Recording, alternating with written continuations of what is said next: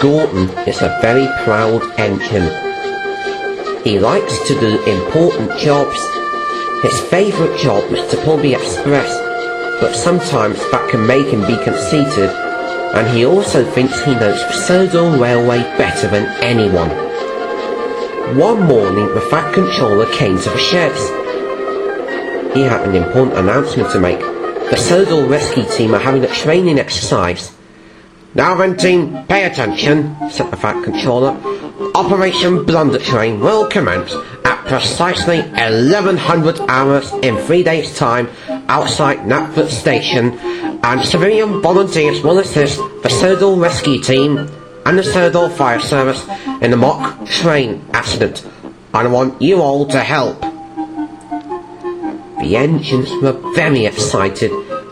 They all wanted to help the Southern Rescue Team with a training exercise. "I have had to pick 5 engines for the training exercise," said the Fat Controller, "and they are Thomas, Percy, Gordon, Henry, and Sumsey." "Yes," cheered the engines who were chosen. Then the Fat Controller turned to Lightning.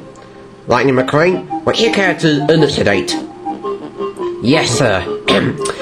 At 10:55 in Thursday, 3 days' time, Henry will have crashed into Sumsey, mounted off the track, and crashed into a white wall. Are all the civilians briefed, Sally?"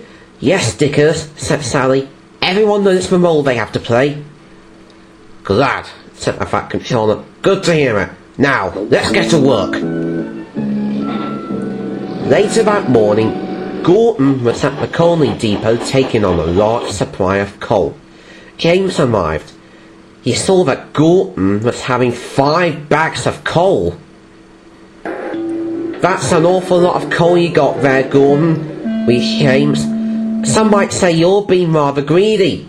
"I'm an important engine," retorted Gordon. "Important engines need plenty of coal, but I doubt if you understand that, James." James snorted and went about his work.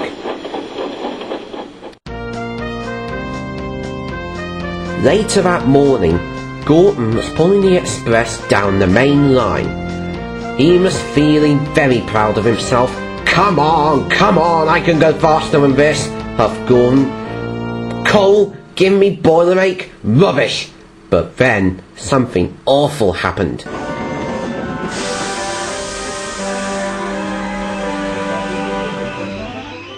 As Gordon puffed on, he got more and more feeble, and soon he came to a complete stop. "What happened?" he groaned. "I've got a pain in my boiler, and I feel so weak." His driver and fireman inspected him. Then the driver spoke to Gordon. "Something's broken inside your boiler, Gordon," said his driver. "Now you really will have to go to the works." Gordon was still fuming when James arrived to collect his coaches. Well, greedy boiler. So much for taking 5 bags of coal in one day. You got too puffed up in your boiler, so it serves you right." On the day of the training exercise, Gordon came back. His boiler had been repaired, but he was still cross. He thought the reason why he had broken down was because of the coal. "Now all I have to do is get rid of a bad coal that gave me boiler ache," he huffed.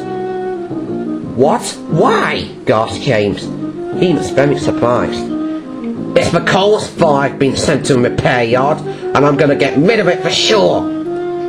"Gordon, you have 5 bags of coal in one day. That was your own fault." "Yes, besides, Gordon, Stanley is delivering coal around the island today. You'll never get rid of it when he's watching." "Oh, shut up, Bartman, Emily. I can handle anything." And Gordon wheezed away. The other engines could see that Gordon is not going to listen. So James puffed away to take Percy's mail train while he was at the training exercise. At the training exercise, everyone was getting ready. John had lifted Thomas and Percy off the tracks so that they could be ready to be lifted back onto the tracks. And Henry was moving into position as if he got bumped by Sumsey. "Come on, Henry," said Sally. "Still plenty of space. You'll go faster in a real emergency."